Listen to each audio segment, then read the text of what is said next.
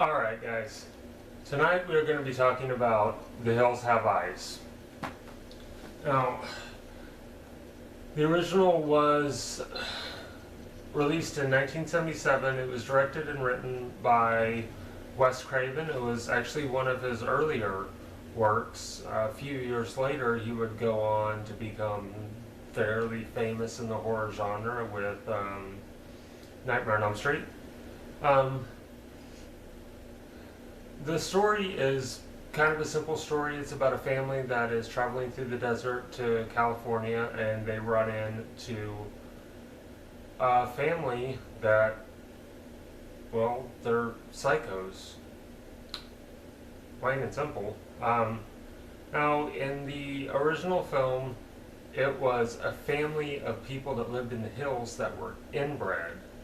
They were, in some ways, cannibals, just kind of general psychopaths that killed anything that came through, any people that came through that area, because it's the middle of the desert, completely deserted. There's nobody around.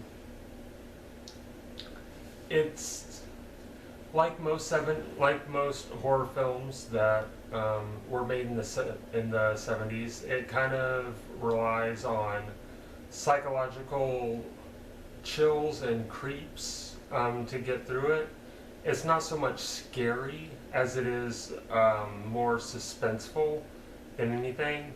There are some great moments in it where you're seeing the family standing around the car in the RV, but you're obviously looking at it through the perspective of the hill people.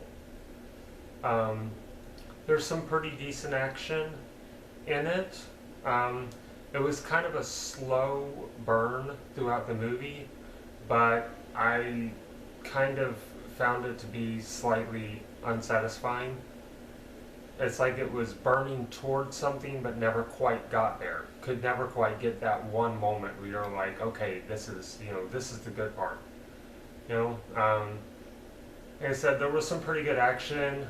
I was extremely dissatisfied by the ending of it. There's no sort of resolution or anything like that, which I don't mind movies that have abrupt endings, but this is one that needed to have some sort of resolution. All the main characters are separated, and you don't know if they're going to find each other. You don't know what's going on. Now, the remake was from 2006. It was actually produced by Wes Craven, so he was involved with the remake. And it was directed by Alexander Aja, who did a fantastic job with the movie Hot Tension. That was a very brutal and intense movie. So he's going to bring something good to it. One of the biggest changes that he did for the movie, and I thought that it was a brilliant choice on his part to make this change, is he put one of the big focus for this movie on nuclear testing. Now, in the original, there was mention and allusions to the idea that the area was used for nuclear testing in like the 40s. This movie comes right out and says it, and I like that. So they make the family, or the hill people, the hill dwellers, instead of them being an inbred family, they are what's left of a town after a nuclear fallout. He makes them into actual mutants. And I thought that was a really good choice on his part. It makes it scarier, first off, just because of the look of the people. The makeup is amazing in this movie.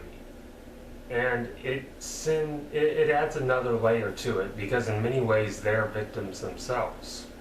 They didn't ask for what they got. They were mutated by man's infatuation with nuclear testing.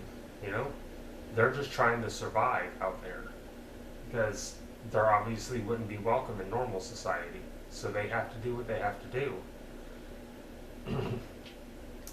This one was not a slow-paced movie at all. It wasn't slow burning. Once the action gets started, then it keeps up a fast pace throughout the rest of it. And there is plenty of action.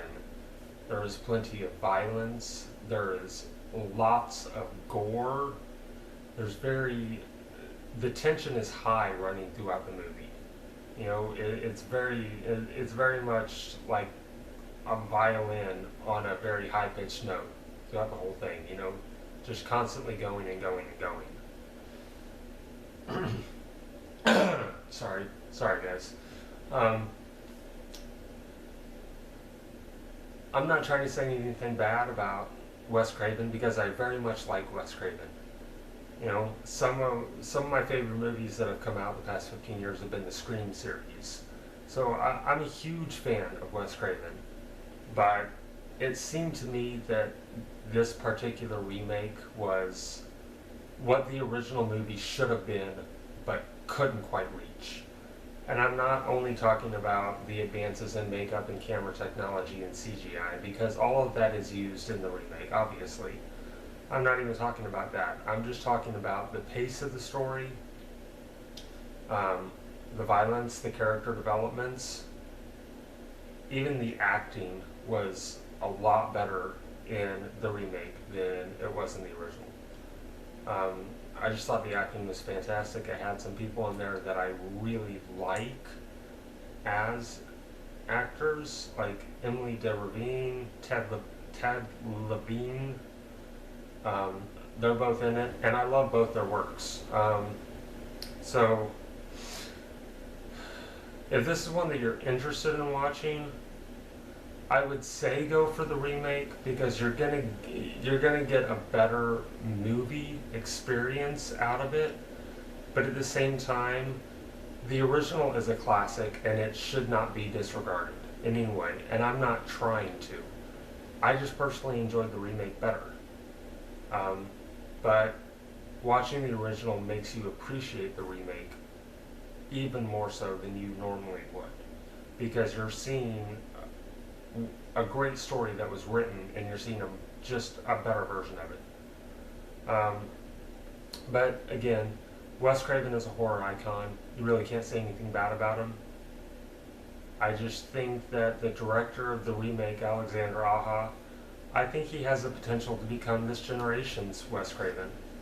And I think that we should support him in that if that's what he wants to try to do, because he has a lot of talent and this was a great movie. Check it out.